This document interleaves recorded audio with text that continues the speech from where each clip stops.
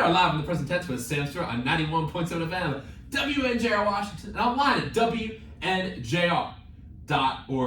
Folks, we are here tonight in the WNJR studio with our first episode of a 3-episode week here on the present tense, and we've got a great one lined up for you tonight on this Valentine's Day. My first guest on the show tonight is a junior out of Reading, PA. She has 26 career goals for the Presidents and 16 career assists. Everyone, welcome onto the show tonight, Emily. Emily, how you doing tonight? Hi, I'm good. How are you doing? I'm doing fantastic because y'all are in the studio for this episode tonight. But first, I gotta introduce my second guest. And my second guest on the show tonight is a senior from New Kensington, PA. Last year, she was an all-PAC first team player, as well as a PAC tournament MVP. Everyone, welcome on the show tonight, Sam Casile. Sam, how you doing tonight? I'm doing good. How are you? I'm doing great. I'm excited to talk to y'all. So, right off the bat, y'all just came from a scrimmage. You guys played D2, Slippery Rock. So, how'd that go? What were your thoughts on the team after this, scrimmage tonight? Honestly, the team looked great tonight. I was really proud of how everyone kind of turned up on their A game, ready to go. Obviously, it's our only scrimmage before going into the regular season. So it was a big one, and I feel like everyone kind of put their best effort forth. That's awesome. And Sam, you guys have a lot of young players on the team this year, obviously coming off a PAC championship. But, as a senior captain, how'd you feel the young girls on the team performed in the scrimmage? Oh, God. I think they are a force to be reckoned with, truthfully. I know that, a lot of them stood out. We have 6 total, but, one, she's currently injured. And the 5 that are able to play, they stood out. They showed that they're here, they're ready to play. So I'm really proud of them. No, that's awesome. And Sam, as a captain this year, what do you feel like the biggest keys are for the team as a whole to make it back to the PAC championship, win it, and then have another deep run in the NCAA tournament? We've talked about some non-negotiables that we make. Me and the other captains, Caitlin Brown and Sophia Jenkins. We've talked about some non-negotiables, just taking that constructive criticism, not as an attack, as, someone who wants to see you get better, and just being consistent every day, practicing as we play. I think those are just the goals that we have going into it, and we know that's what's going to get us to the end again. Wow, that's a great take. And on the flip side of the coin, Emily, I'll ask you, what do you feel like the biggest things after tonight the squad can work on heading into the season opener versus Marymount, February 25th, right up there at Alexandria Stadium?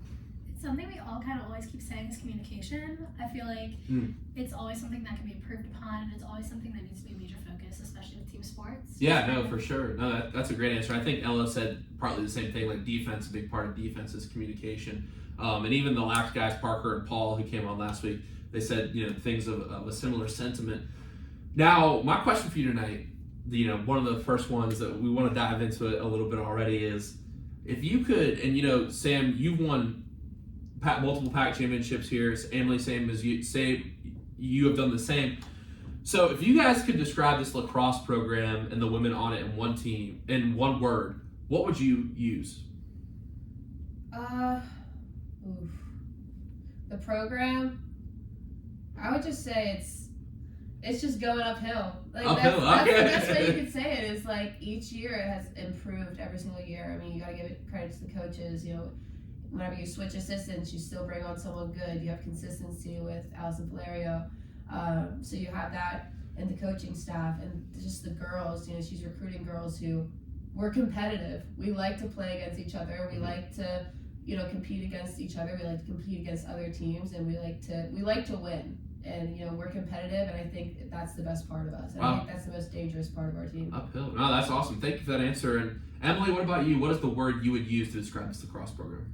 Honestly, I was also going to say competitive. I feel like even in practice, we're always going 110%. We play each other. We want to play against each other in practice the same way that we play against our opponents in games. So it's always just putting out the effort and making sure that you're practicing the way you're playing. And so, yeah, competitive. Wow, no, that's awesome. And I feel like all successful programs not only have a great competitive spirit against the other team, but very competitive attributes towards each other. You know what I mean? And I know some of the girls on the team, I feel like no one on your team is going to back down from anything. And, just off the field or on the field, you guys have a lot of very strong competitive-minded people, so I'm sure it gets a little intense out there sometimes. And Sam's smiling, so no, that's dope. But let's go ahead and get to know y'all a little bit. That's what we got to do on the present tense. We got to get to know the guests at a really deep level. So my first question for y'all tonight is, when did you fall in love with the game of lacrosse? Oh God. So I started playing when I was in 6th grade.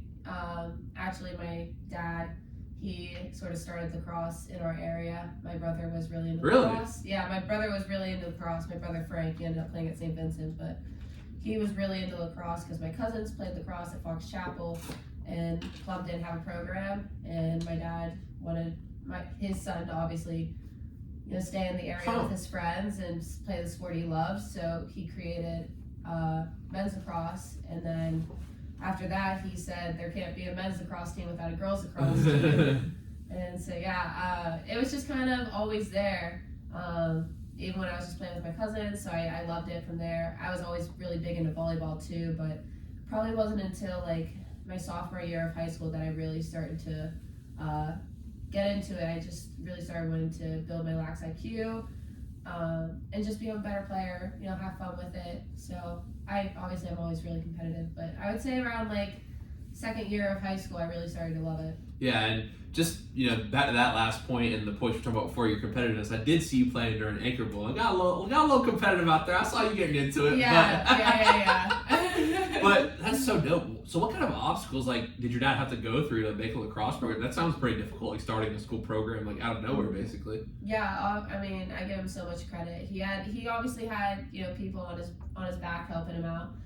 Just trying to get scheduling, trying to get field time, working with, the Little League baseball program, Little League football program, high school football programs. He had to make so many connections and jump through so many obstacles just so that me and my brother's friends could play a sport that we loved. So, I give him so much credit, and really I appreciate everything that he's done. Wow, what an amazing story. Wow, thank you for sharing that. And Emily, when did you fall in love with the game of lacrosse? So I actually have a very similar story to Sam's. My uncle started lacrosse in our area as well, out in Reading, and my cousins all played, and it was kind of like the family sport. Mm-hmm. We'd go to get-togethers, and we just had lacrosse sticks out and about, and of course, it kind of took over for football. It's the family sport that we all played together. So my mom was actually one of the people that started the women's program. She coached youth, so she was my coach from probably when I was 6 years old all the way up until I was 12, and then took over again when I was 16. She took over my high school program. So my mom was definitely kind of the motivator for me falling in love with my sport, because my mom's a crazy competitive athlete. Mm-hmm. She's definitely my biggest hype man, and also the person that keeps me motivated to go the most. So just kind of I kind of associate lacrosse with my relationship with my mom, because it was always our special thing we did together. Wow, that's dope. And so was that the program she started? Was that that was a high school program that she started? So you start with elementary, and then you get the interest, and then you go up all the way to high school. Okay, but so your mom, so you said your mom started a program, right? So my uncle did, and my mom's twin brother, and then okay. she kind of built off of it. Okay, and that was a travel lacrosse program? Was that a high school lacrosse? So it was school districts, girls in school districts. Okay, wow, that's so dope. I've never heard that before, and 2 stories like that where, wow. So to both of you guys, do your parents get to come see a lot of games? Do they come to a lot of WJ games? Yeah, obviously I live closer in the area than Emily, so my dad always tries to make it out. He's probably going to get mad at me because I forgot to tell him about the scrimmage today. But yeah, they try to come out. They'll come out to away games when they can. I know even if they're not watching in person, they're still on the live stream. So. What does it mean when you are, you literally got to play a sport because of this person, the work they put in, for them to see you play in college? What does that mean to you? It's just insane. To look back on it, it's you hear the saying of oh, it takes a village to raise a kid, and it's my dad made the village. I don't know how else to say it. It's you gain so much strength and so much identity from a sport, and to have my dad build that up around me, I just am forever grateful for it. And Emily, anything to add to that about the fact that your mom gets to see you play college lacrosse now? No, definitely. It's kind of like surreal, honestly. Like, obviously, I didn't really play my freshman season, so kind of coming back like sophomore season, and my mom being able to make a game, and like the first time she saw me play, like I came off the field and she was like, "Dude, you're not 6 anymore. Like, you are like 19 years old now. You're a grown woman, and you're still doing like a sport that you love. And you're still able to like compete at a higher level than you ever thought you were going to be able to compete." So honestly, it's just like going out there every day, just having fun and remembering that like. Wow, that's dope. And one point that Sam talked about strength in sports. I wanted to talk about this a little bit, and Sam, we'll go to you first on this question, because one of the interesting things I found from researching you is you and your brother Frank had one of the same obstacles to overcome at the same time. He was at St. Vincent when you were a freshman. He was a senior. And you both tore your ACL at the same time. So for anyone going through an injury, for anyone going through a setback in life, what advice would you give them to overcome, obstacles, failure, anything like that? I think the biggest thing, and like looking back, I know I've said to many people, like, tearing your ACL, it sucks. Tearing your rotator cuff, it sucks. I mean, I haven't done that, but any surgery sucks. And whatever, I wish someone would have told me before I got the surgery, like, you need to think about your health, from mental health, emotional health, social health, physical health. And I wish someone would have told me that, after getting surgery, obviously, like, you're in pain, your knee hurts, you feel weak, like, you're trying to build everything back up. And, emotionally, you feel like a part of you's gone, because in a split second, you're no longer an athlete at that time. Socially, like, you're going home, you're getting surgery, you're separating from your friends. Mentally, same thing, you feel like you lose sense of your identity. And so I wish that anyone who has to get a surgery looks at the big picture, looks at their health in a holistic way. I think that's the biggest obstacle. Wow. Now, it's interesting because in a article from the Tribune Live, you said, "I honestly think tearing my ACL was the best thing that ever happened to me." That's a very interesting outlook on it, because your coach said you're the best, or the best shape I have ever seen a player in. Your coach said that when you came back. So what does that mean for your coach, to have your coach say that about that long process you went through? And obviously you took home the MVP last year. Like, what did that moment feel like after all those obstacles? You have your coach behind you, your teammates like Emily, to be able to win that MVP after injury. What did that feel like? I felt like I was just finally like ending a chapter. I felt like when I came back from my injury, I wanted to prove something. I wanted to show that I'm coming back better than I left. And that was my goal the entire time. And I talked about being competitive. I was being competitive with myself. I was being competitive with myself when I left the field. And so, yeah, in a sense, it was the best thing to happen to me. I learned so much about my health completely. I got to focus on myself in a way that I never was able to. So when I come back and I win an MVP title, I was so grateful that I could just finally turn that page and I could finally put it behind me, because you have the surgery, and then other things start to snowball. Your mental health starts to deplete, and body image will deplete. And I was just so glad that at that point I felt like everything that I went through was for something. Wow, that's deep stuff to take in. Thank you for sharing that. I really appreciate that. And Emily, do you have anything to add on overcoming obstacles in life, dealing with adversity? No, I definitely agree with everything Sam said. I mean, my junior year of high school, I broke both my legs during a track meet. Really? And yeah. Both your legs? Yeah. So it started off as like a small injury during like field hockey season, and I just kind of ignored it, didn't take care of myself, was kind of in the mindset of like go. Like, if you stop, you're weak. Like, you can't be weak. Like, keep pushing through. And eventually, like, I was at a track meet. I ran for Reading High, and it just kind of like broke. Like, I broke both my legs. Was benched for probably 4 months, and it was the first time in my life that I wasn't in a sport, because like I'd always do like field hockey or soccer, and then I'd go to track season in the winter, and then I'd go to lacrosse in the spring and the summer. And it's definitely just like you lose every like sense of your identity when like I feel like I was so dependent on like being an athlete, and you kind of like learn other things about yourself. And like I fell in love with reading again, like Wow. like I started volunteering. Wow, and that's like I joined awesome. clubs at school. So it's definitely like if you don't know your life outside of athletics, then you're not going to be happy with your life inside athletics as well. And that's kind of what that taught me as well. Wow, that's such an awesome. I mean, not that you broke your legs, but that's such an awesome story. I mean, you know, a little bit different. I didn't have an injury, but when COVID happened, I actually got back into reading too. Now, Sam saw it when she walked in. I had like my book sitting up there, and like it's just interesting that like I think you know you do get so caught up in your sport, you forget sometimes that there is a life outside of sports. And for me, that time was like COVID, and you know I got back into reading as well. I started doing writing, and I found interest in so many different things. What type of books do you like to read? So I'm a big fantasy gal. Really?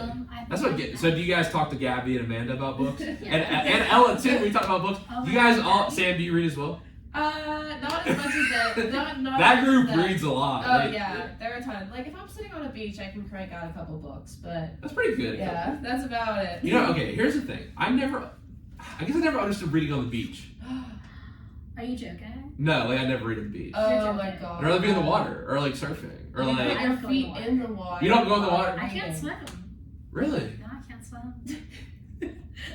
There was an incident last year at the pool, which we're not going to talk about. But yeah, I don't swim. I guess we'll tell that story off camera. But, oh, really? Okay. Well, I guess that makes sense. No, I'm not telling you to go swim if you don't know how to swim. But yeah, no, I mean, to close that point, I think my favorite time reading is just like honestly like on like just like in my bed. Like, I just like or like on the couch in like New Res. I'll just be like posted up. You know what I mean? Just reading. And it's just like, and like some of the best reading I've ever done is during that quarantine we had. Like I don't know if you read a lot. I read a lot. Like during that quarantine. It's like I really felt like I was transported. Like I read this book, Skeletons on the Sahara, about these guys who got shipwrecked during the period after the Revolutionary War. These American sailors in Africa, and they got sold into slavery, and it's their like journey of how they escaped. And like I really felt like I was in like the Sahara Desert with those guys. Like I was so like locked into it. It's like I think that's what reading can do. It can take you other places. And in my opinion, like Sam, you're gonna be a teacher. Like I feel like sometimes teachers like when they force you to read about certain things, or like they force their opinion of the reading on you, like it can ruin your love for reading. You know what I mean? Oh, yeah. If that makes sense. Yeah, definitely. Like you should see the 8th graders protest reading.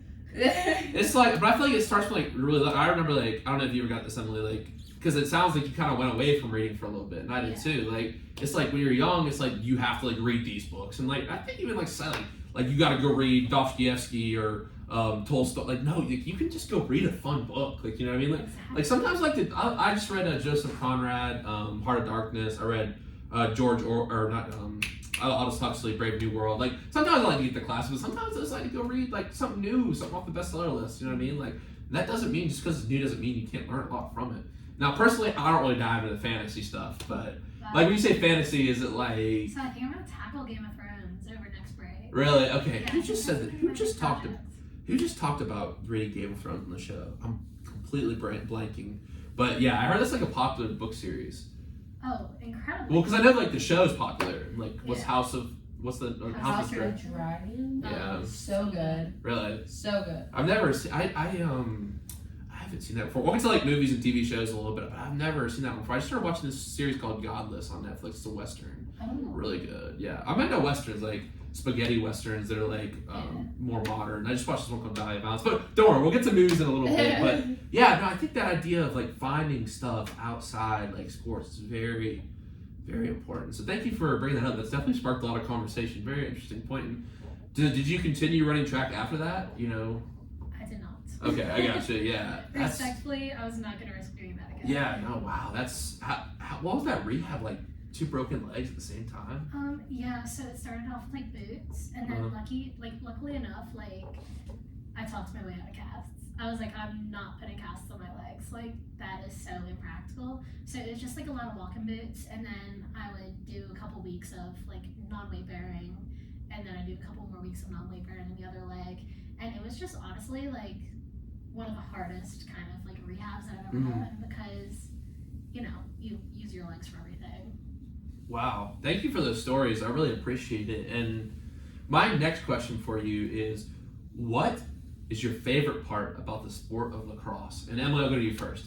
Oh, I definitely say being in an environment where other people want to see you thrive. Because it's honestly, like, being on a team is probably the best thing, like, in life.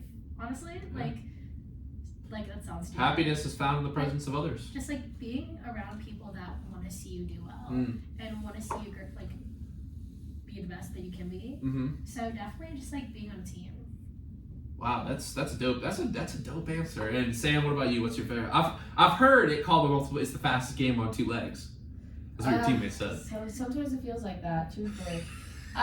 First of all, I'd like to thank you for going to Emily first because I had to think about it. I like how it is impossible to play lacrosse without 12 people. So I like that you are not able to do it yourself. And I know that sometimes you get in your head and you want to do everything yourself and you want to win so bad that you just do it all yourself, and it's like you can't do that.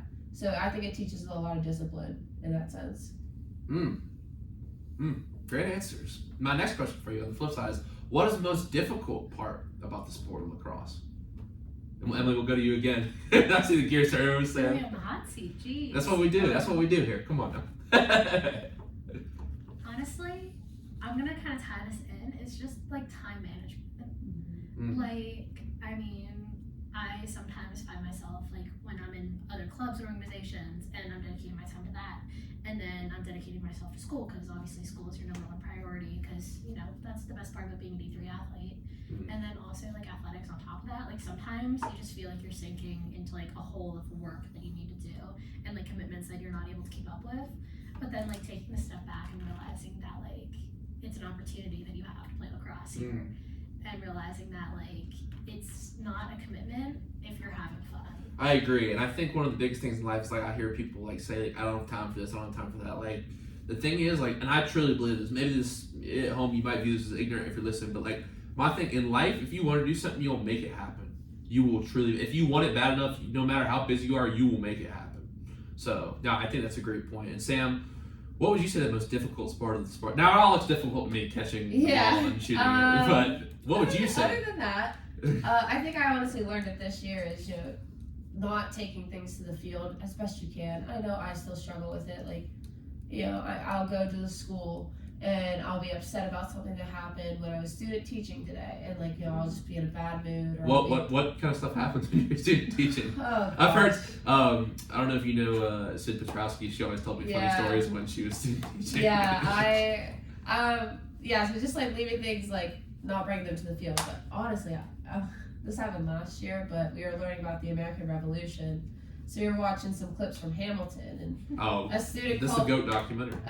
Theater, not I documentary. know, It's basically so documentary. It's so good. But the student called me over, and he's like, Miss Casile, like, were you alive, like, for this? And I was like, the filming of the musical? And he's like, no, the war. And I was like, how old do you think I am? And then I was like, am I not teaching him right? Like, it was like my second day there, and I was like, all right, so this is how it's gonna be. Like, but yeah, just not bring in a kid asking if you were alive during the revolution to the field. Yeah, that's an awesome story. Thank you for sharing that. Now, my next question for y'all is, if a freshman came up to you on the first day, and I'm sure this did happen, I actually talked to some of the freshmen Saturday night. They wanted me to shout them out, but I'll do that at the end of the show. But you know, maybe we'll have them on at some point. But they deserve it. Yeah, no, we'll definitely get a shout out at some point. But if you had to give advice to freshmen on the first day of practice under Coach Valerio at WMJ, what advice would you give them? Listen to everything. Like any pointer that is given from a senior, another freshman, a junior, a sophomore, a coach, anyone, like take any advice and just try it. Just try it, because I wouldn't be a defender if someone didn't say try it. So I would try anything you can. That's a good one. And yeah, that's awesome. And we're gonna get to that. You know, and actually, let's go ahead and talk about that now, because you know, one thing that Tribune Live talked about was the idea that you were actually a attack player in high school, and then you got switched to defense. Yeah. And because winning at MVP at defense is kind of unheard of in lacrosse. So let's take you back to that original switch when you were a young player. What was that like when they told you you were going to be playing defense? I remember being on a Zoom call with the coaches, and they were just doing, check-ins.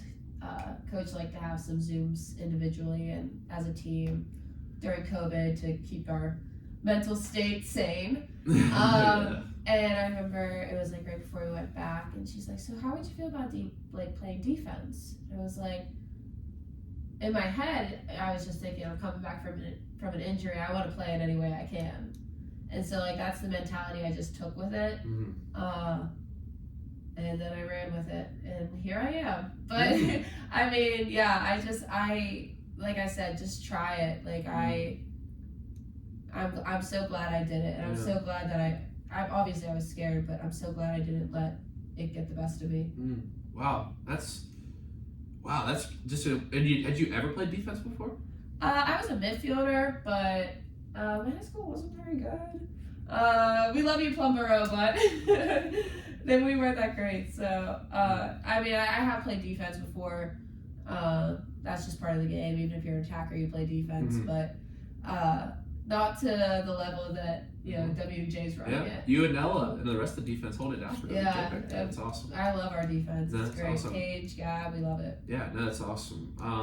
But when they asked you, you just didn't want to get defensive when they asked you to play defense. Sorry, that wasn't as funny as I thought. That was good. Thank you. I tried. Thank you. Now, Emily, what if a freshman came to you and said, "Emily, what is the biggest piece of advice you could give me for playing lacrosse at WJ?" What would you tell them? That you only get out of it what you put in. Pop off. Okay. That's a good one. Because I mean, you're coming into a new environment with a whole bunch of girls that you probably don't know. Hopefully you do, because second semester sport. But if it's like first day of fall ball, like 2 weeks into the school year, and a girl comes up and she goes, "Hey, like I'm really nervous. Like I'm not sure that like people are gonna like me, or like I feel like I'm really struggling."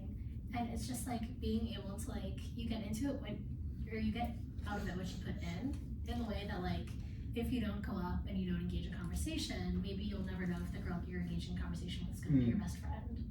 Or like if you go up to coach and you're like, "Hey, can I get that individual?" Maybe it'll become like an ongoing thing, and suddenly the thing you're insecure about is something that you can handle easily. Wow, that's good stuff. That's awesome. But that goes on with something I was thinking about today, and just like something I wish I would have known my freshman year, I guess, is like the idea of showing up. And we obviously show up for games, and if you keep trying, you don't quit. Like things are going to turn away even if you're struggling, but you got to show up to your own life every day as well. Sometimes it can be easy to check out, not do what we want. Like it's easy to be scared, but to show up every day and be ourselves, like that's a big part of the battle. And if you can do that, you'll have a lot of success. Yeah, definitely. Also, shout out to Anna and Brandon. You guys said you were going to be listening tonight, so you guys better be listening. And also, you guys asked me for a shout out like 3 times Saturday night, so there's your shout out. I hope you listened to what we said. Yes, listen to what these amazing upperclassmen have to say. And you did great tonight. So oh, that's really awesome. Proud.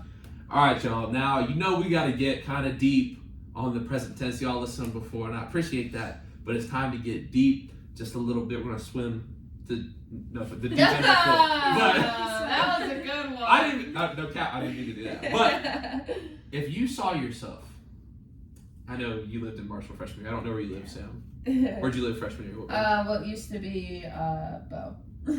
Cooper. Okay. So if you guys are sitting in your respective dorm rooms from your freshman year, there's an unmade bed, sun's cutting through the window, it's early morning, and you see your freshman year self walk in, what would you tell that girl?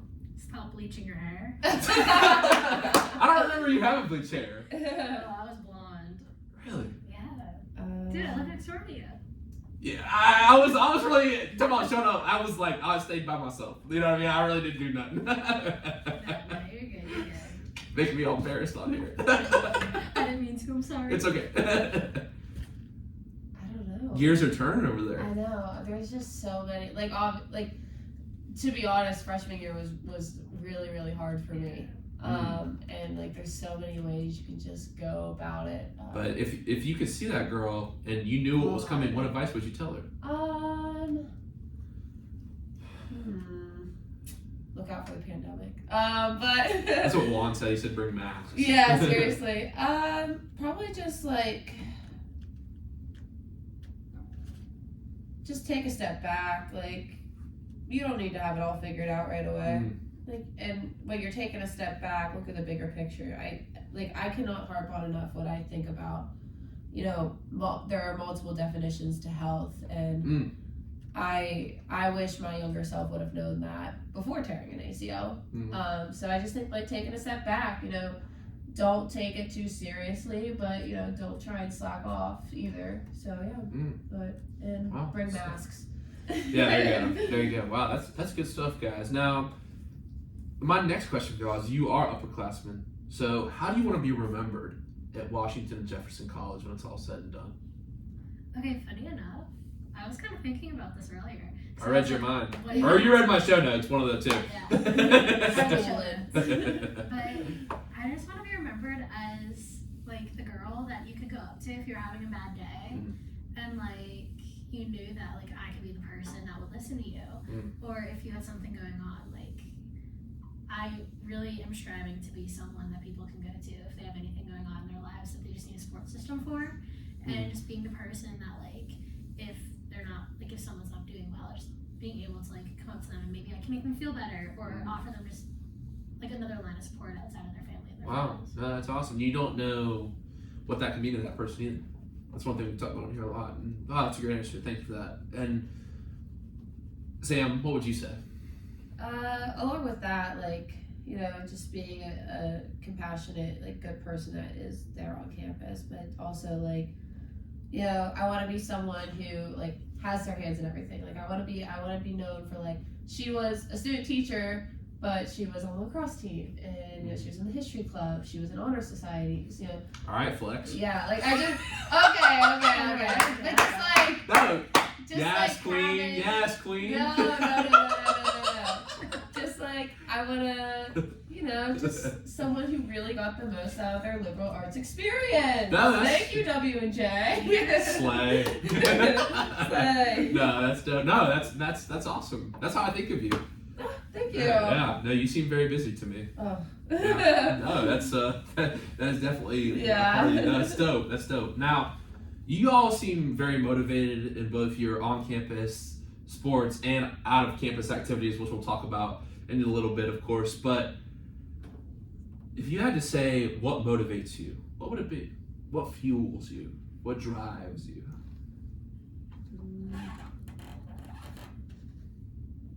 Right now, it's like where I want to go with my career. So like, I feel like there's never one thing that just drives me. Like, and where do you want to go with your career? I know you're a student teacher, so you want to teach. Yeah, so I want to teach at some capacity, whether it's in a like say a museum or if it's in a formal classroom. I want to teach in some way. So what grade do you think you want to teach? So I'll be certified. I am certified 7 through 12, but people will call me crazy. But I think that 7th and 8th is really fun. But people call me crazy for it. Yeah, and I couldn't. I mean, I like talking to people, but I just don't know if I can teach. Which is why I'm gonna ask you this question right now, which I always ask my teacher on the show: what makes a good teacher? What makes a good teacher is integrity. Integrity to teach the truth, but also integrity to learn from your students. Okay. That is what makes a good teacher, because you are not going to know every single thing ever. No one knows everything. And maybe an 8th grader will know a fact that I didn't know about George Washington or something. So having the integrity to realize when you are wrong and when you are not smarter than a 5th grader. Integrity is what makes a good teacher. Wow, that's going on the Instagram. Let's clip that right there. Well, that's dope. Okay, so the idea of wanting that career motivates you right now. Yeah, and you know, I want to, just getting to that career and getting what I want out of that career. And what I want is, you know, I want to make a difference Whether I'm just like, that sounds so corny. No, we love. That sounds so it's so corny. fun. Do you if you heard me talk on the show before? No, I do not ever call anything corny. All right. I mean, I am like the most sappy person ever. Like, I'll start crying. I'll start crying here and start getting emotional. I have before. Yeah, but I just want to Make a I difference. just want to make a difference where I can. I've been tearing up here. Oh my God. You know, then I'll get asked if I was alive during the revolution, but. But okay, but you're making a difference. No, that's yeah. dope. So that's it. That's Okay. what motivates me right now. And Emily, what motivates you? Definitely my family. I mean, both my parents worked incredibly hard to like find their passions in life and then turn their passions into like a career for themselves. So just like seeing my dad, he worked his way through many different like stages of life, and he was like a father very young. So seeing him like throughout his entire life, like he's been a father longer than like, I don't know, he's been a father for a long time. And seeing him like change like and grow as a person. And then also like he went to night school in his 40s. Like my dad got his associate's degree in his 40s, and he started his own business. And then What's his business? So my dad he's a machine distributor. Oh, that's dope. So he sells all up and down the East Coast. So it's kind of crazy. He's gone a lot, but he works really hard and he's really proud of himself and his success, and I'm very proud of him and his success. So it's just like wanting to find a passion in life and do life the way that he did it as well, like hard work, and kind of using what he's taught me as like motivation. Wow, that's awesome stuff. And for you, we talked about Sam's career a little bit. You're a public policy major minoring in history and economics with a concentration in public administration. Yes. So what do you plan on doing with that? So I'm actually moving to Colorado in May. I'm going to work at Trevor Air Force Base as a contracting specialist. So are you not going to go to WJ anymore? So I'm going to finish out WJ, and then I'm going to, full-time this summer, finish out at WJ, and then hopefully go back. And Wow, that's dope. And what kind of work did you do as a government relations intern this summer? So yeah, this summer I lived in DC. It was crazy. Dope. It was my first time kind of living in my own apartment. So that was obviously a huge learning adjustment. But so I spent most of my time on the Hill. I'd sit in at like Senate hearings. Like Capitol Hill? Yeah, Capitol Hill. Like I could walk to work every day. It was kind of crazy. It was definitely like going from kind of like a smaller town to like. That's dope. I love DC. I have family in DC. I went there over in Tenleytown, which is kind of near Georgetown. But I take the metro every day and go to the museums. That's a little bit of tax bracket. Little bit. I mean, I take the metro down there. I have like the museums and every day and stuff. I'd go down there when I take the museums. But I was telling Sam before the show, my aunt actually works at the Holocaust Museum in DC, and my uncle works for the Department of Interior. Yeah, so they're like DCers or. That's awesome. Yeah, no, we'll have to talk about that later. Yeah, no, they're. I mean, she's given speeches to everyone you can think of. Personally, I like DC because I like the museums and stuff. I'm not really into politics that much, and I got some gripes with politics, like personally, but I love like the idea of like the culture and the history of the building and stuff. You know what I mean? Like, you guys could work together. Like, you could be like guiding a history tour of you could be one of those history guides at the Capitol. Like, you gives you the tours. I could. I did get some experience with the tours. So the tours. Dope. Always. Oh man, and then I can like do something with it. I don't know. Well, I can interview you guys about it. You guys can come back on the show. I said thank you, History Center. Thank you, History Center. Yeah, and tell us about that. Sam, you worked at the Military History Center in. I'm blanking on the town right now. Carlisle. Yeah. Okay. What a town. So I was at the U.S. Army Heritage and Education Center. So it's a sect of the Army War College where officers go to basically become generals. And I was in their education engagement department, and so I helped plan public engagements like Memorial Day, Women's Equality Day. I wrote press releases, so I would research through the archives, and I would create posts. I would help host lecture series, write those press releases, and I actually got to do a lot of tours. I helped redo their website a little bit. I curated some kiosks for exhibits. But one of the coolest things I did was I gave a lot of tours, and I actually got to give a tour to the Nepalese chief of staff of the army. Wow. And some officers. So I got to give the number one man in the Nepalese Army tour, Wow. which was really, really interesting. And I got a little pin for it, so Dope. that was really cool, yeah. Wow. That's really cool. Wow, that's dope. That's it was awesome. really neat. No, that's super cool. Now, my last question for y'all on the kind of deep end of the pool, if you will, tonight is, what is something in your life that you are proud of? It's a tough one.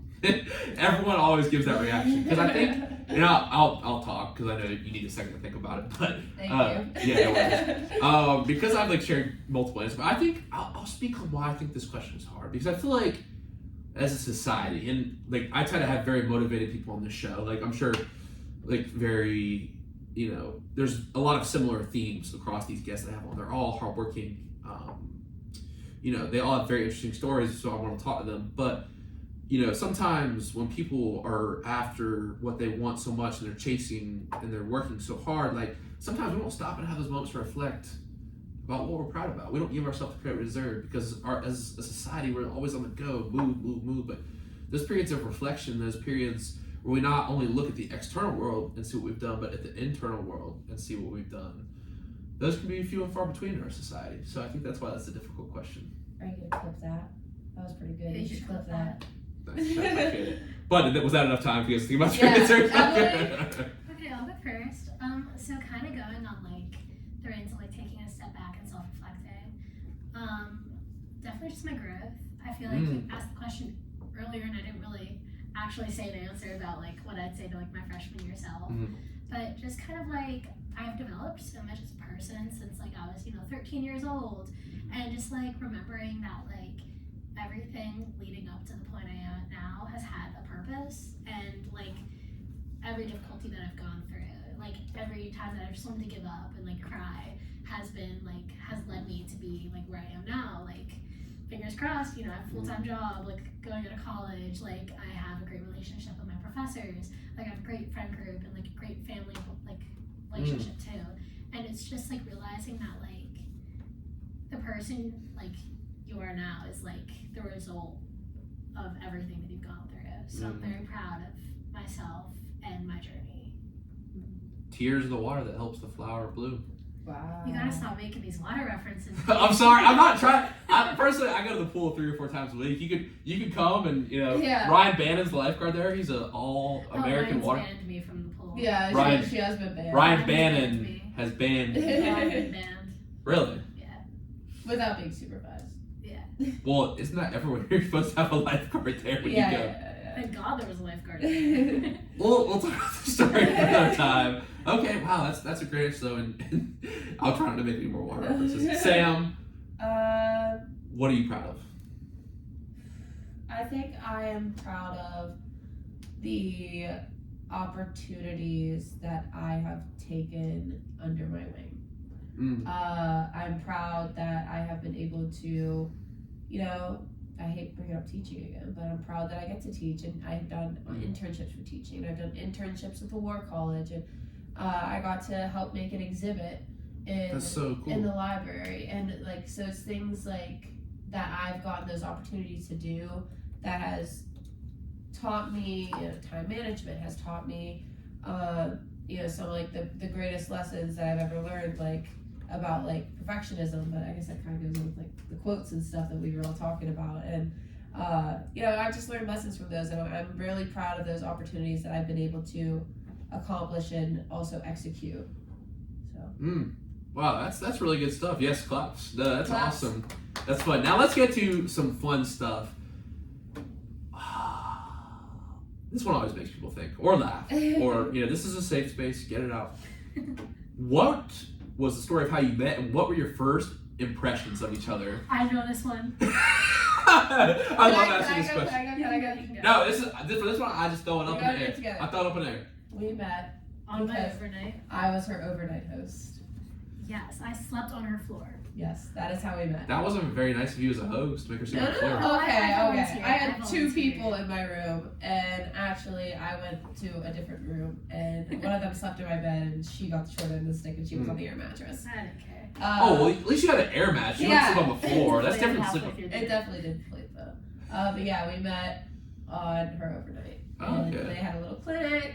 Yes. And so I'm pretty sure you ended up committing later that day. Dope. I actually committed before the overnight. Oh, so they all lied to I us. came to field hockey first, Mhm. and I had some other opportunities fall through. Came to WMJ, loved the academic side of it, and met with the field hockey coach and committed right before my lacrosse overnight and did not tell a single soul.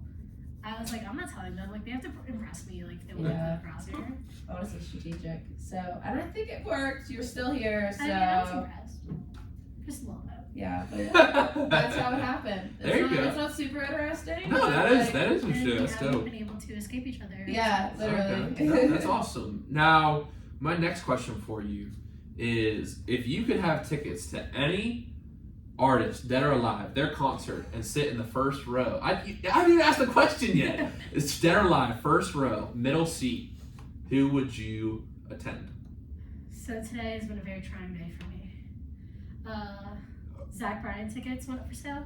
Okay. And I just learned how to did not get a play. pre-sale code. You did not get it? I did not get a pre-sale code. Shout out to Kelsey. She did get a pre-sale code, and we did get tickets today. I just learned how to play Quitting Time on my guitar. I was Well, like, it's a great song. Quitting Time's on my mind. I mean, you can sing along if you want. You Some- did not It's a hear good it. song. Sometimes you guys sing Yeah, you along. don't need to sit here us You sing. don't need to You don't need to I hear think us you sing. want to sing, Sam. I know. Yeah. I'm not gonna lie, Sam. I've witnessed you singing at certain functions before. Which brings me to my point, because a usual song is either "Don't Stop Me Now" and "Jolene" by Dolly Parton. So either we Queen. So it's either gonna be Queen or Dolly Parton. I don't Very think so, different, maybe. but Okay, cool. I That's dope. respect it. yeah. Now, my next question for you is: we'll get to this in a little bit, but you guys are both in Pi Phi. Yes, Pi, Pi yes. Phi. So let's say Pi Phi was throwing a party, or maybe you guys were at a different one of the other functions at Washington Jefferson. Sororities do not throw parties at WMJ. I know they don't, but like I said, use your imagination. I said use your Our imagination. imaginations, yes. Yes. I'll use it. And you were at the table spinning the music, and you had 5 seconds in front of the whole crowd to put on a party song. What song are you putting on? Never Say Never by Justin Bieber. I like it. I mean, whatever floats your boat. And everyone else can like it too. What Makes You Beautiful by One Direction. Oh, that's a good one. I mean, that's a little bit. I think that people could like it, you know, why not? I mean, if it's our crowd, I think. Oh well, yeah. If it's like. Am I invited to the Pi Phi yeah, advisory you're party? invited if you You say tell us no. who your favorite One Direction member is. Harry Styles. All right. No, I like Basic.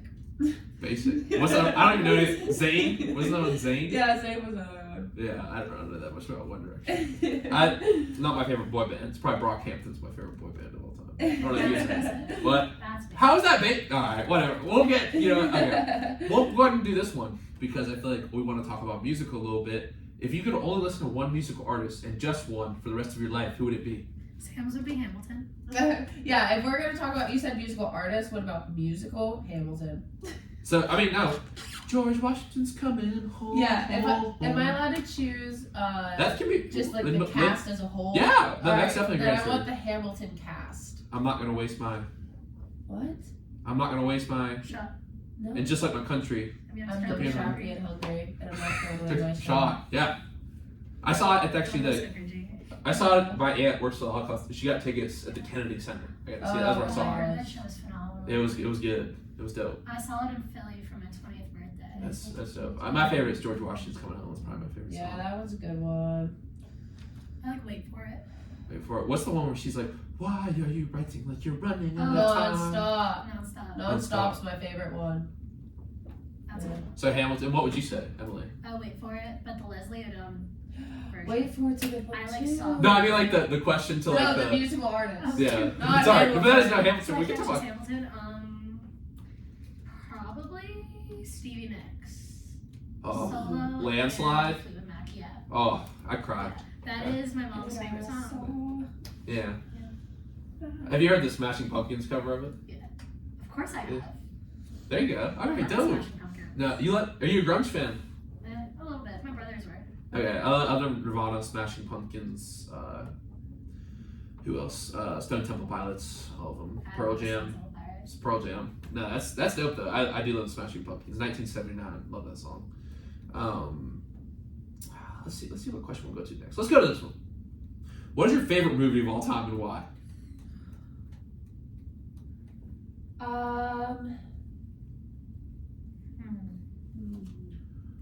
I would have to say Forever Strong. It's Forever with Strong? Sean Forrest.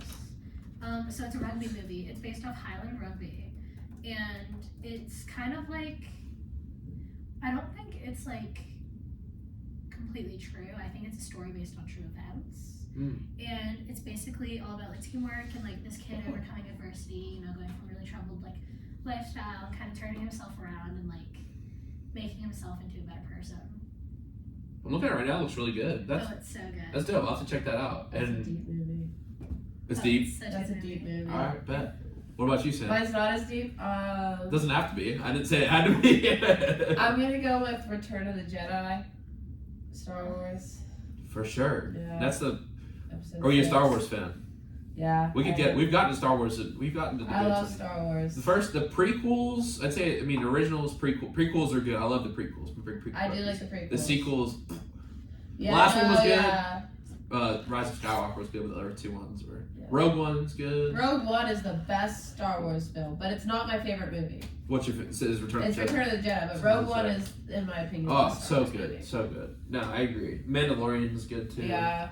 But I haven't really seen some of the other series though. Did But you watch Obi-Wan? No, I can't really get it. Like, I don't know. The whole Inquisitor thing is just, I don't know. Yeah, It's it is a little. like the old canon. I'm really sounding like a nerd. The old canon with like how it was organized, the lore of it was so much better. I think like then it's Disney-fied. Like, you know what I mean? Like George Lucas was a visionary. Yeah. And Disney is like Mickey Mouse who just wants some more cheese. You know what I mean? Yeah, literally. Get it? Yeah, I see now.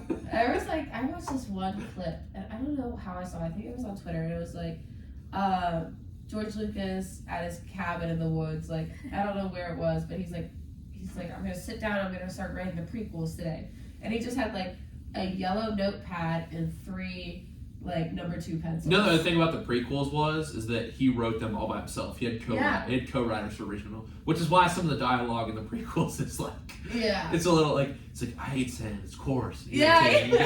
I know all the memes. Oh, come on now, I know all the memes. I hate sand. Another happy landing. Yeah. General Kenobi. Hello there. God, I love Star Wars. Well, Star Wars is great. It's the ultimate tale of good and evil, of darkness and light, because Luke, he has the darkness in him, but he has the light in him too. Like just like us, we have to decide. They're still good at him. Yeah, they were still good in Darth. Yeah. Yeah. Did you know? Oh, we sound like nerds. Oh no, it's. I talked about this before. I don't really care what people think. Maybe I do, but actually, the original was actually called Revenge of the Jedi, and down at Edie's Entertainment, which is a comic book shop. I read something It's a about comic that. book shop, and they have one of the original posters. Uh-huh. There was only 2,000 of them made, and it actually has Luke like striking Darth Vader down. It's so because that was supposed to be the original ending. But George Lucas changed it to sell more toys. Thank God. Yeah, because that would have he would have killed and actually joined and become the next Darth Vader. Thank God, or else what would be my favorite movie? But it would have been deep if you think about it though. Yeah, it would have been. But I don't think you could have made a sequel out of it though. No. Maybe you could. I don't know. No. I don't think so. But yes, you could have maybe someone tries to kill Luke. You know what I mean? Yeah, but then I feel like you really couldn't make an entire. Well, how they took Luke's character arc was so stupid. Just like the idea that he would kill one of his students. Gosh. And the newer ones, yeah. I forgot the name of it. The one, but basically they're chasing the ship the whole time. They That's the whole ruined his movie. character. They He did was ruin supposed his to be courageous. Well, because in the non-canon they fight like these alien, like they land, they like team up and go on all these adventures. But you know, yeah, maybe we do sound like nerds. We do sound like nerds. It's all right. It's all right. It's all right. Now, my next question for you guys tonight is: if you could be one fictional character from any universe or film franchise, who would you be? I said, I would say either Jake Sully from Avatar or Luke from.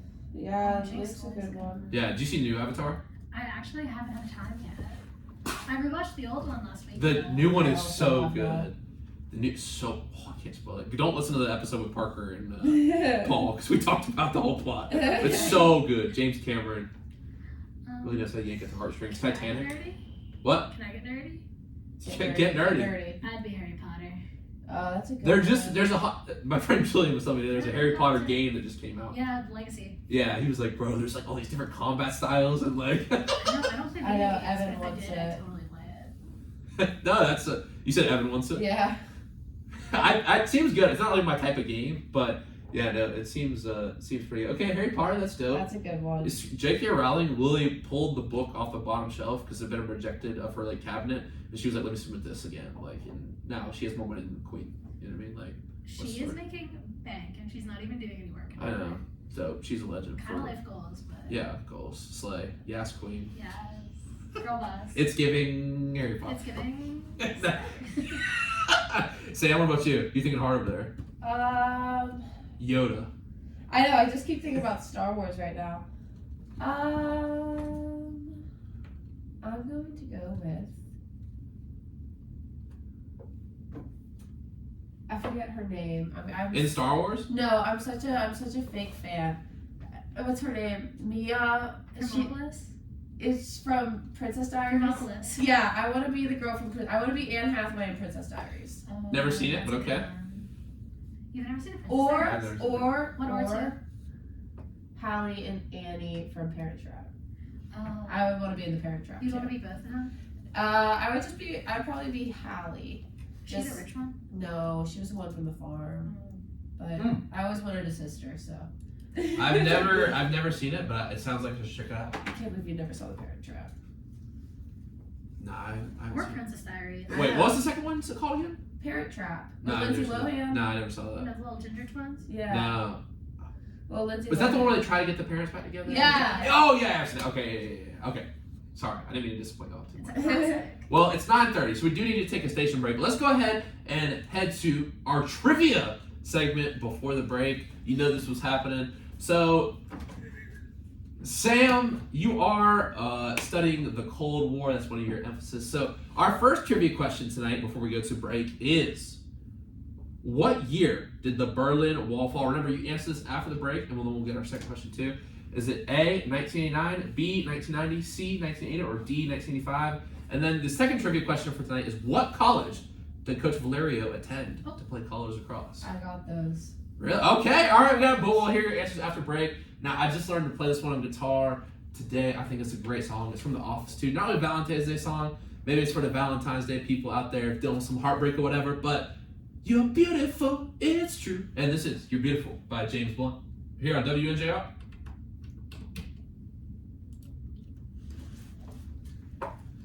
$1989 and Niagara. Yep. Wow, you guys got it right away. Yeah, because I have her old number. What? I have her old number. She doesn't let me change it. She was 22. Oh, really? That's dope. I was like, I don't know why I thought it was. I was like, it's either 1989 or 1985. There you go. You guys won it right on that. And you guys are so confident about it. Like, some people go back and forth. I was feeling pretty good. And I didn't cough that whole time. I know. I was like holding it. There's definitely like footage of me just like rubbing my chest. Aaron and Uncle live in DC.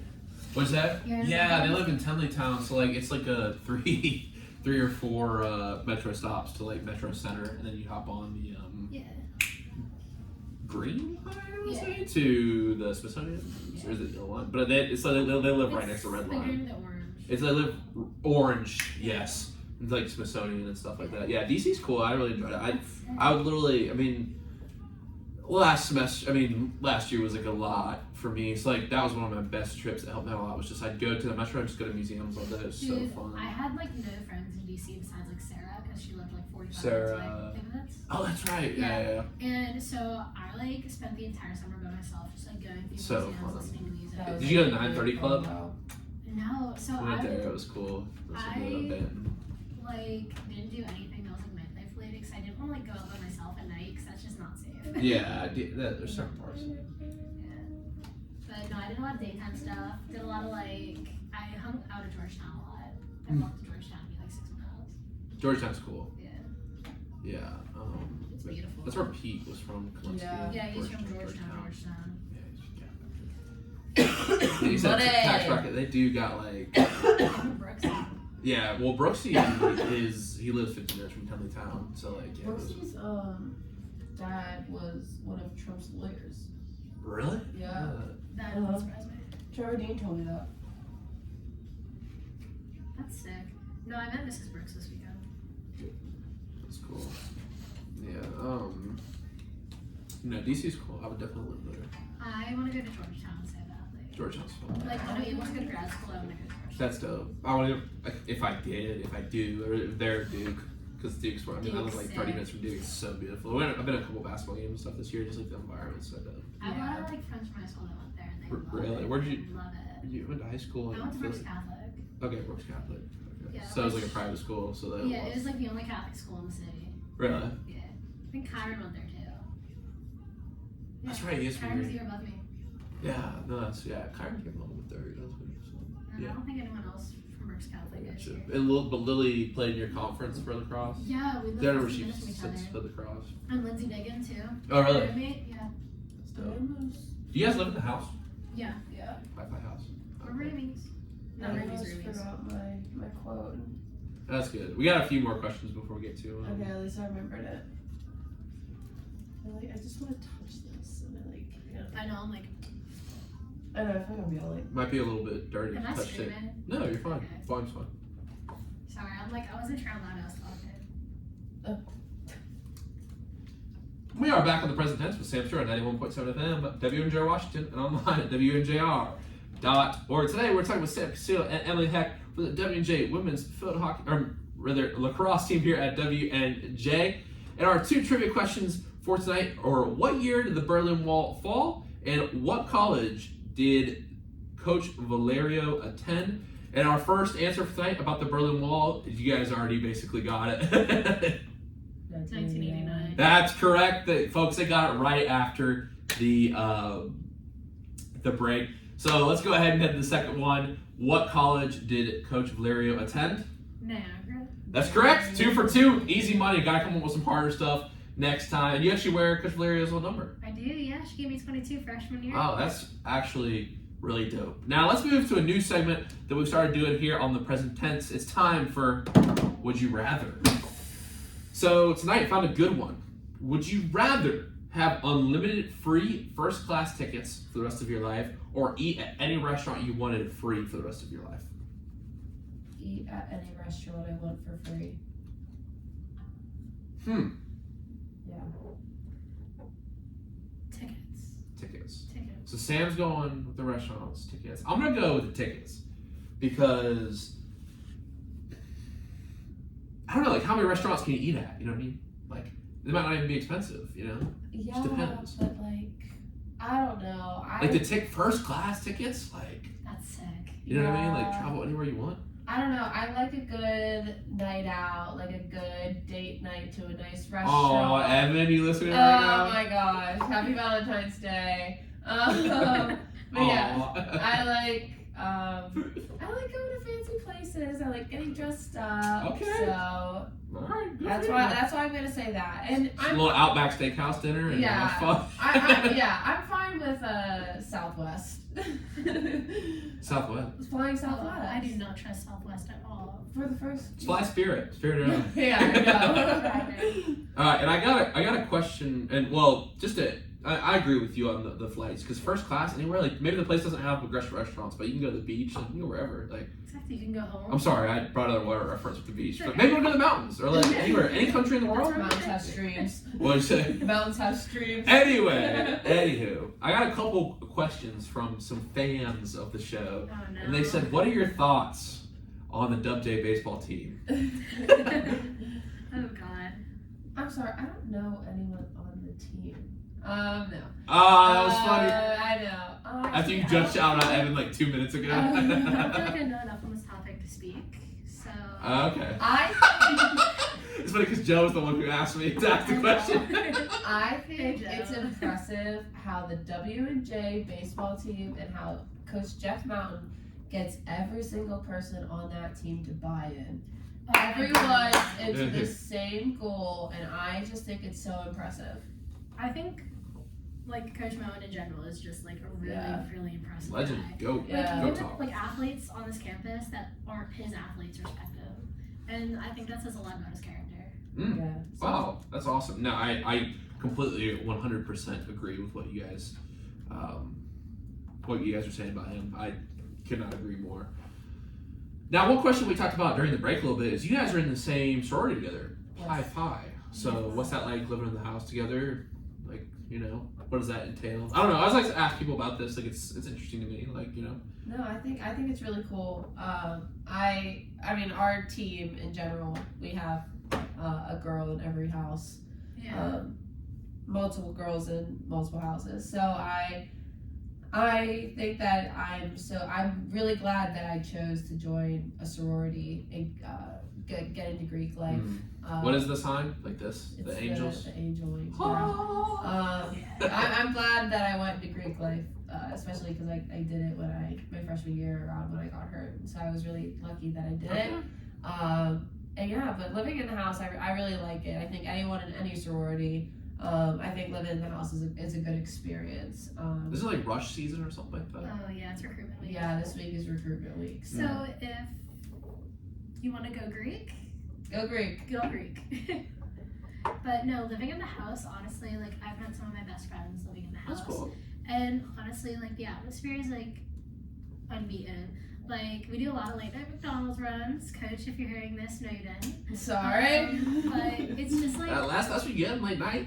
yeah. I mean, for me personally, it's gotta be Taco Bell Claus midnight. Now, you know, we're rocking with Sheets, but then we're rocking with Get Go. Get Go is Sheets great. is good. Sheets was Yeah, all but the sticks. McDonald's Yeah, app, like the McDonald's app's unbeaten. Sheets, you get a little Wisconsin cheese bites. No. You can get that. What else? Oh, they got the mac and cheese bites. Like you can get Sheets. It's just bussin'. It's so good. We do a lot of McDonald's. We do a lot of McDonald's runs. Yeah. But it's just nice, like knowing that, like, no matter like what you're going through, like if you're having like such a bad day, you just don't want to be alone. You're literally living with 25 other girls, and you know that you can knock on. Yeah, especially when there's a cat in the house. Oh, there's a cat. What's the cat's name? Well, I had a cat in the house. R.I.P. Betty. Her name was Betty Whitepaws. She's alive. She's alive. She's Sorry. alive. She just moved out. But yeah, her name's Betty Whitepaws. Oh, I get what you did there. Yeah. Now, Emily, one thing I wanted to ask you about is, do you plan on coaching lacrosse? Because you did a little camp 2 summers ago. I did. I worked at a Jewish summer camp. It was a sleepaway camp. I was there for like 10 weeks. Same girls. I lived with 13-year-old girls in a cabin. Oh my god, nothing anyone can ever say to me will ever hurt my feelings ever again. Like, They were mean to you? no, they're just 13-year-old girls. And I was a 19-year-old girl, so it was definitely an interesting dynamic having like being in charge of other teenage girls as a teenage girl. But I would definitely, okay, if I was the coach, it'd definitely be field hockey. Field hockey is it's my passion. Like, I love field hockey so much. So if I was to get back into coaching, it'd definitely be probably like a middle school team or like a youth league. That's dope. Somewhere, wherever I end up. Yeah, that's cool. We were talking about for this like Spooky Nook and Coach Maggie Fees and some of the girls you played field hockey and lacrosse against them in high school. That's super dope. Now, did y'all watch the Super Bowl? I did watch the Super Bowl. Yes. Well, okay, let's because we gotta talk about this. It's the most important thing about the game. What do we think about the halftime show? So good. Oh, I love her. All right, I'm not gonna lie. I thought it was mid. Really? I thought it was mid. You know what? I'm gonna say like the best 2 of all time are The Weeknd and Bruno Mars. No, Lady Gaga. Lady Gaga. Katy Perry. With the Sharks? The Sharks. I disagree with Katy Perry, but Lady Gaga. I love Lady Gaga.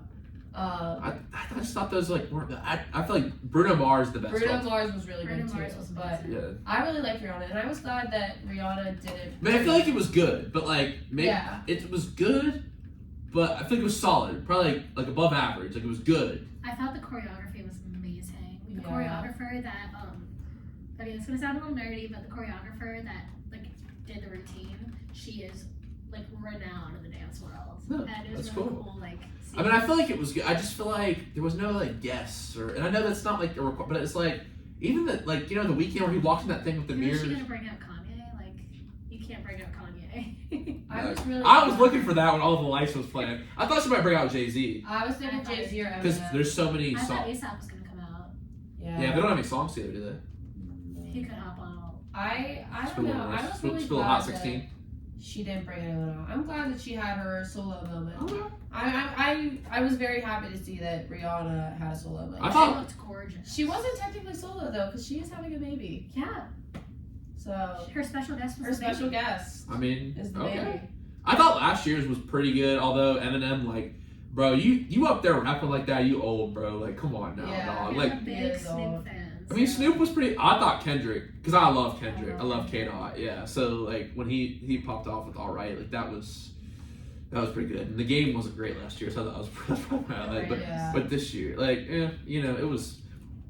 But this year, now, we gotta go talk about the game now, but I gotta, like, pop off for a second. I'm sorry if I Take hurt the you. mic. Take the mic.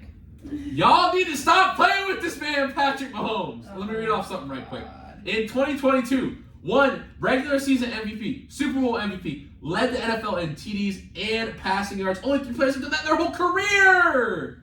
Patrick Mahomes did that in 1 season. 1 season. The other 3 players were Tom Brady, Peyton Manning, and Kurt Warner.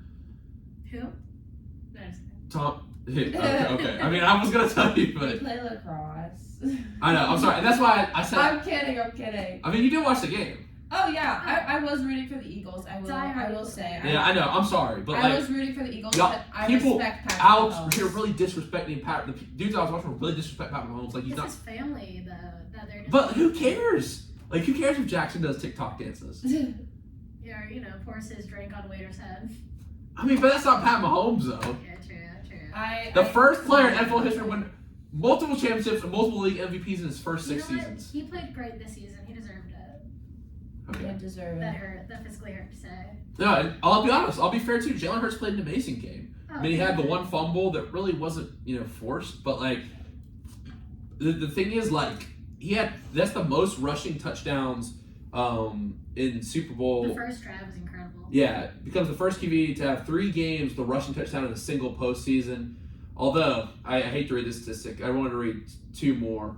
Jalen Hurts recorded his 2nd career game with 300 passing yards, 50 rushing touchdowns, 3 rushing touchdowns. No other player has ever done that once. So Jalen Hurts balled out too. Yeah. Now, to be honest, Philly's defense let them down. Teams leading by double digits at halftime are 26-1 in the Super Bowl before this game. Only loss was by the Falcons to the Patriots. But now it's 26-2. So, but I think, it happens. yeah, I mean it does. It's sports, and I think, honestly, like I hate to be this guy, but it's just Patrick Mahomes' greatness playing on one leg. Like, and the other thing they did too, and we'll talk about this a little bit more throughout the week, but I think the Eagles or the Chiefs, my opinion on it, is they really changed up the play calling to where they saw different tendencies. They started using misdirection, a lot more creativity in the play calling. You saw the same play they ran on the goal line twice from a different angle or a different side. Like they ran the wide receiver went in motion, he cut back at the goal line, and they found that because the Chiefs were switching up, or the Eagles were switching off in man defense, so another guy would pick it up, but the other guy who would pick him up was already deep. So that's just something I saw them talk about today. But hey, it's 2 good teams. I wouldn't expect, I wouldn't expect anything too different from this program. It was two great coaches, Great game. 2 great organizations. It was a great game. It was a great Super Bowl. It was really good. It was good. And Also, I love whenever 2,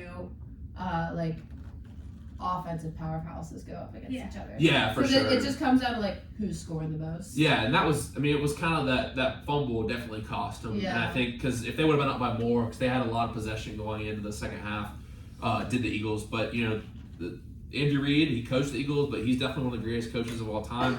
Coach Sirianni's going to be up there, though. You know what I mean? Like, they're going to be back. Like, I have no doubt the Eagles are going to be The back. program is so strong right now. Yeah, that I you know don't what I see mean? anything changing. Yeah, and it's like, they have a lot of people come back. They got draft picks. Jalen Hurts is obviously balling out. No one can doubt him anymore. No one can doubt him because he really played great. I will say, though, just because it's a hot topic in sports right now, it definitely was a holding call. I don't know if you disagree, but the thing is, the guy came out and said the player actually came out. I'm blanking on his name right now, but he said it was a holding call as well. He admitted it. So now if you call that situation, it was a holding call, but I think some people were saying you wouldn't call that in that situation. But I think the other thing, I don't know if this is a comfort or a discomfort for Eagles fans, but also they were gonna have that field goal anyway from a short distance with 1 minute left, no timeouts. An NFL kicker wasn't making that field goal. The Cowboys guy did miss 4 extra points. I But don't care about the Cowboys. no, we don't like the Cowboys. No, we can agree we don't like the Cowboys. But yeah, I thought it was a good game overall. I enjoyed it. So I liked watching it. So it was fun. Chilling, watching the Super Bowl, and then it went to a great game. It's better. So, well, unfortunately, all good things must end, so it's time for our final segment of the show. It's time for the quote of the day. And I'll go ahead and turn it over to y'all to take us home. Emily? Okay, I'll go first. So mine's kind of simple, but it's definitely my life motto. Think happy thoughts. I mean, I know I overthink all the time. Me too. There's one thing I'm gonna do is overthink, but I don't know. It's just like keeping it simple. Like if you're not thinking happy thoughts, then you're not gonna be a happy person. So just kind of like keeping that in mind. Like it's something my mom always says to me. You know, every day before school, every time I get off the phone now. So it's just like a life motto. It's a daily quote that I play in my head. That's dope. That's good stuff. Sam, what about you? So mine, I feel like I have to choose it because it's tattooed on my body. Oh, really? But, yeah. Where you got it tatted? It's on my wrist. But I actually heard it for the first time from Dr. Kieran, actually, who is obviously no longer at WJ. But when we were making the exhibit, I was stressed out over the littlest things, and he said, like, Sam, perfect is the enemy of good. And I was like, you're right. So I honestly, like, I see it in so many aspects, whether it's school or teaching or just playing lacrosse or just being a person. Yeah. That consistency we talked about, like just showing up and not worrying about necessarily being perfect, but just continuing to put in the effort. Like, yeah, because I mean, it's just going to keep working towards good. And it's like everybody makes stupid mistakes. Everybody does great things. It's like, so you can't like, everyone does all of it. No, and I have a post from Vincent Van Gogh, and it says, great things are accomplished by a small number of good things brought together. So not everything can be a perfect life moment altogether, but it's the little victories that add up at the end. So, you know, I actually got a quote for us tonight. I don't always do this, but I bring one. So it's like my mic drop moment because I do like this one. So we'll see what y'all think at home. We'll see what you guys think. Let your smile change the world, but don't let the world change your smile. Ooh. I like that. I should hang that up in my classroom. Thank you. Maybe I should get that tattooed on my Do you want to take a picture of me? I can be Yeah. We'll just hang it up in my classroom, a poster of it. Oh, well, thank you. I appreciate that. And guys, thank you so much for coming on the show tonight. You know, you guys approached me, maybe somewhat aggressively, about coming on the show. And they said, why are we on the show, Stu? I said, I'm sorry, I'll get you on. And we made it happen. So thank you so much for coming on the show tonight. Good luck this season. Once again, WJ Women's Lacrosse takes the field February 25th versus Marymount, 12 p.m. at Alexandra Stadium. So good luck this season. And once again, thank you for coming on the show. Thanks for having us. Thank you. It's been real. Yes, it's been real. It's been fun. It's real fun. Well, this is just part one of a 3-episode week. We got next week off due to the men's and women's basketball tournament. Those men and women have been hooping it up right now. So we'll be taking next week off. We got 2 more episodes this week. On Thursday night, we've got Bryce Rodriguez, Hunter Swedish, and Logan Marco. WJ Wrestling taking home that PAC championship. We're going to be real turned up on Thursday. I was over at Five-Side on Saturday night. We were getting turned up. But they still got the regionals coming up soon. And then Sunday night, we got WJ, social media manager for the football program, Sock Boulin. If you've ever met Socrates, you're going to want to turn to this. He is an interesting guy. He will definitely have a lot to say. But until then, everyone have a great night. Remember to live in the present tense. And we're clear. Awesome.